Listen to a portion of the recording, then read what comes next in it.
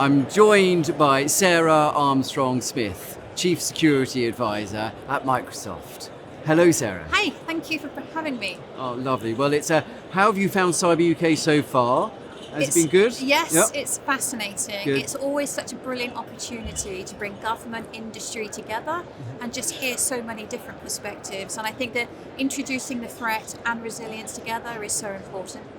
And you've been speaking here today about the interventionist approach to government. Can you just tell us a bit about that? And It's a little bit of a mouthful, isn't it? It It's is. really, I think if I put it in simple terms, Please. it's really what is government's role in the kind of current landscape. So when we're thinking about the threats, we're thinking about resilience. We've talked already across the 2 days about this being a whole of society approach.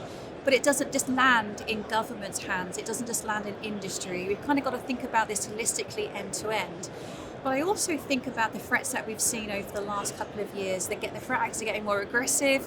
It's getting harder and harder for organisations of all sizes to keep up. And so it's really what is government's role in almost sort of stepping in? At what point should they step in? And how should they step in? So we've heard a little bit, it's a wake-up call, for a lot of organisations with some of the cyber attacks that we've seen, particularly over even the last couple of weeks. But I would say it's even a wake-up call for government as well, to sort of really sort of challenge, what are we doing right? What are we doing wrong? Where should we be going next? And that's kind of the crux of the conversation, really. And is there one thing, or what things would you like government to be doing more of? Well, I think when you think about critical infrastructure and you think about the age of some of that infrastructure, we talk a lot about tech debt. And I think with critical infrastructure and some of those capabilities, they're in this kind of situation where they can't invest, they can't upgrade. So it's what can government do? So is this about tax breaks? Is it grants? Is it incentives? So it's not about being punitive to the fact that you've got to keep doing this, you've got to be more regulated, you've got to kind of be more in control. I think we know this, it's something we've been talking about for quite a number of years. But ultimately, what do we need to do to disrupt things? And that means we're going to have to invest, and we're going to have to invest at scale. But as you quite rightly said over the course of the last couple of days, this requires partnerships.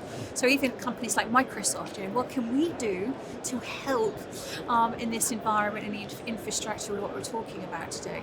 And in terms of that collaboration, obviously we have a mixture of public and private sector here at CyberUK. Are there particular discussions that you've been having that have stood out? I think the main thing is, as we've said, we're all in this together and we're all on the same side. And I think what's really inspiring to me is when I look around the room, there are kind of a lot of competitors, even from a technology perspective. But actually when we lock in and we really kind of figure out, we have some really significant global problems. Very aggressive state actors. We've got organised crime gangs that are working in unison. They're getting more aggressive in terms of their tactics and what they're doing. And we've got to kind of think about how do we do that in reverse. So how do we bring these partnerships together at scale? How do we bring the technology together at scale? How do we disrupt at scale? But we've got to kind of think about this from not just the fact that there's big organisations, big government entities, but we've also got to think about the little ones as well. Is how do we bring all of that together so that the security and resilience is for the entirety of the nation, but also how we think about how we collaborate internationally as well. Well, hearing you speak, it sounds really encouraging that the public sector and the private sector and organisations in the private sector are all working together. It sounds positive. What's your sense for the future? Do you have a positive outlook on that, or obviously more can be done, but what's your general sense? We ultimately have to be positive. Yeah. We have to kind of think that, as defenders and attackers, are we going to get the upper hand? We're always in this perpetual cycle of cat and mouse, I feel.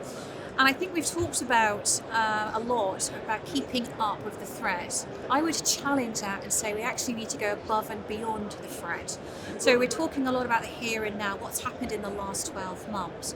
But with a rapid pace of change of what we're seeing, not just in terms of cyber threats, with government policy, the allegiances that we're seeing in different governments and elections that are happening, we've got to kind of think about what does the threat look like 3-5 years from now. And that's probably really hard for a lot of people to think about. But if we can envisage what that looks like, we can start putting actions in place today which is actually going to have a positive impact on the future for everybody. It sounds like those honest conversations are happening and need to continue in order Yeah, for us to remain absolutely. agile and to be able to 100%. respond. And I think we have to have this kind of positive mindset. Yeah.